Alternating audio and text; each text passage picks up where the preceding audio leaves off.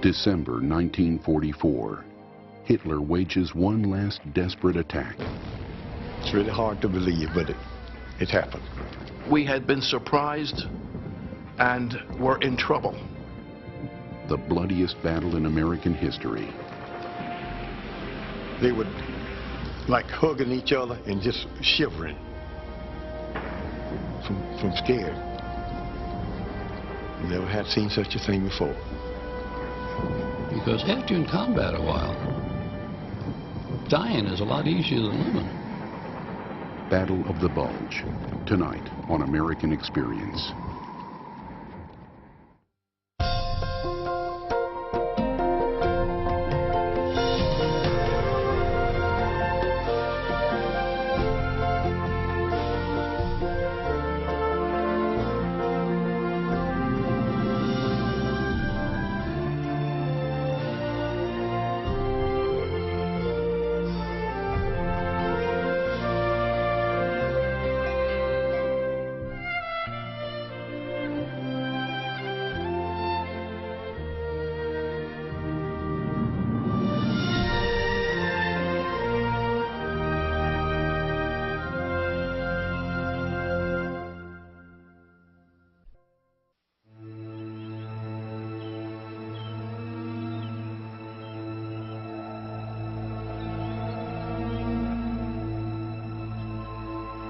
Nature's not a friend, it's an adversary.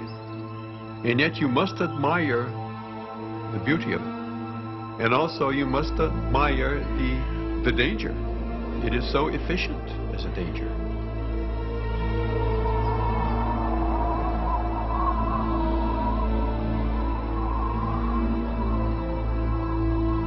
Both the enemy and the weather could kill you. And the two of them together was a pretty deadly combination.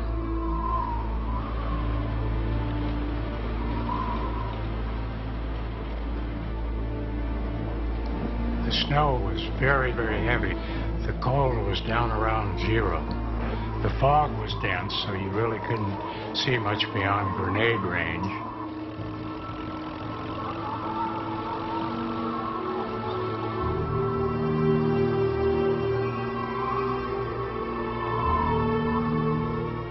At night it was so quiet. Anything that made noise, you could hear it. The stillness and the snow sort of insulated everything. And then too, the trees were thick and you couldn't see very far. If you were lucky if you could see sometimes 20 or 30 feet.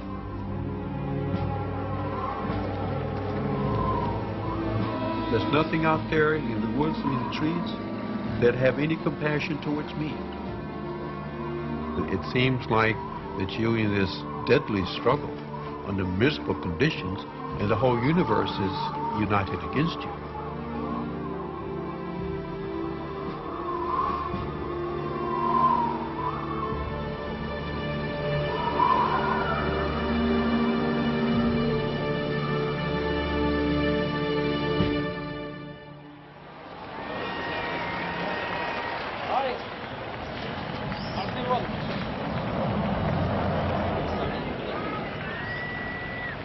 In August of 1944, as American GIs swept into Paris, a gruesome winter campaign seemed unimaginable. Gene Derrickson of the 28th Division wrote home to his wife, "The roads we journey now, and we are traveling fast on foot, are littered with Nazi equipment burned and destroyed. Along the road, I've eaten blackberries, carrots, apples, and pears, then a good night's sleep. Soft sleeping on flax."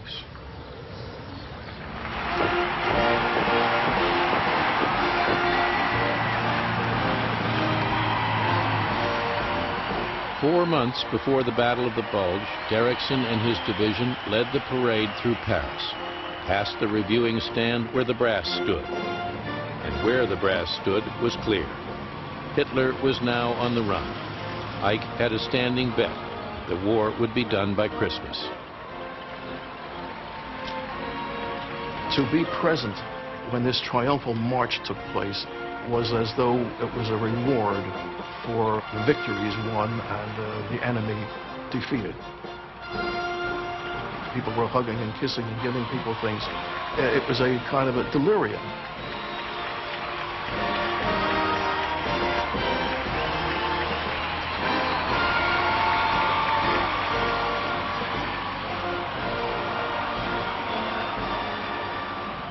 The troops came down the Champs-Élysées and progressed to the Place de Concorde, and we alternated playing marches with the French band.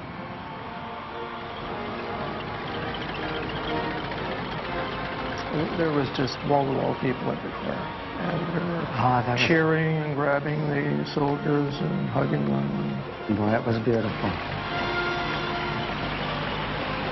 After 5 hard years of war, the Allies had won back Casablanca and Tripoli, Naples and Rome, Cherbourg and St. Lo.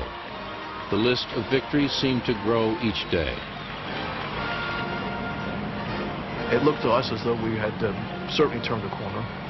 We were now so triumphant, and our show of strength and of moral position and moral strength was so astonishing, was so inspiring. It was very hard to be objective about it. One afternoon, I was sitting having a glass of wine and watching our traffic stream by. Just a steady procession of tanks, trucks, tank carriers, unbroken for hours, loaded with troops and everything under the sun.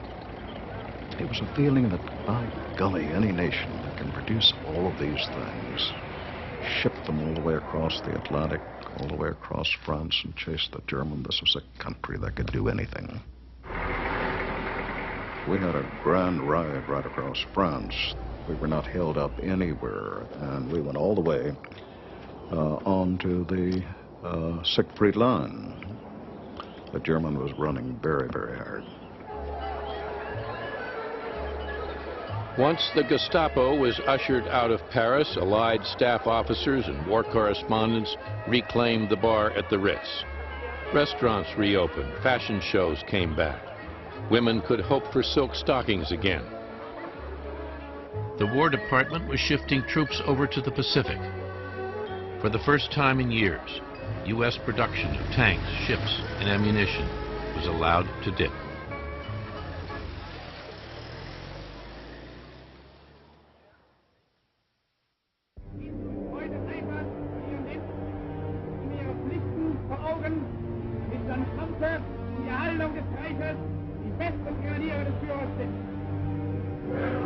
From late October through November and early December, they were building up for this attack.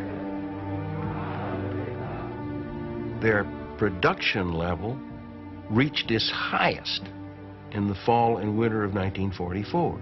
So how'd they do that? I'm talking about tanks, artillery, trucks, ammunition.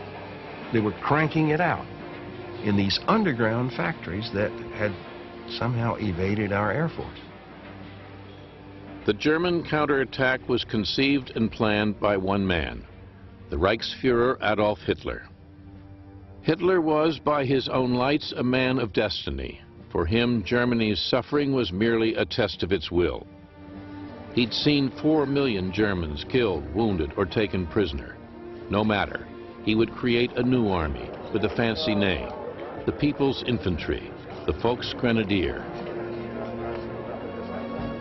What it was an army of cripples and convicts, children and grandfathers, but the Fuhrer was in a state of euphoria. His Volksgrenadier would join the very best troops he had, the Waffen-SS, in a surprise attack in the West. Everything must be set aside for this, Hitler confided. It will lead to collapse and panic among Americans. Hitler knew that something was wrong. Back in October, September, October, he knew that he was leaking. Orders that he gave were reaching the Allies. He thought he had spies in his staff. But he did the one thing that made it impossible to do anything with it, and that is shut up. Radio silence in effect. And when it stopped coming, it just happened to stop coming in a period when we figured, well, there isn't anything to say. These guys are losers. We had a preconception that they were unable to launch a counterattack, and they did everything they could to make us believe that. So you could say it was a a case of self-delusion on our part.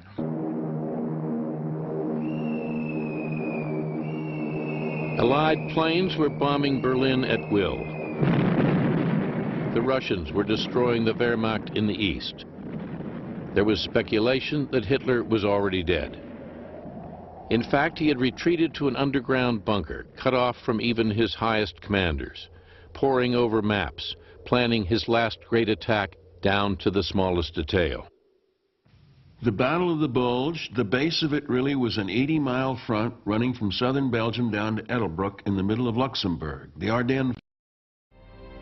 December 1944. Hitler wages one last desperate attack. It's really hard to believe, but it happened. We had been surprised and were in trouble. The bloodiest battle in American history. Night on American Experience.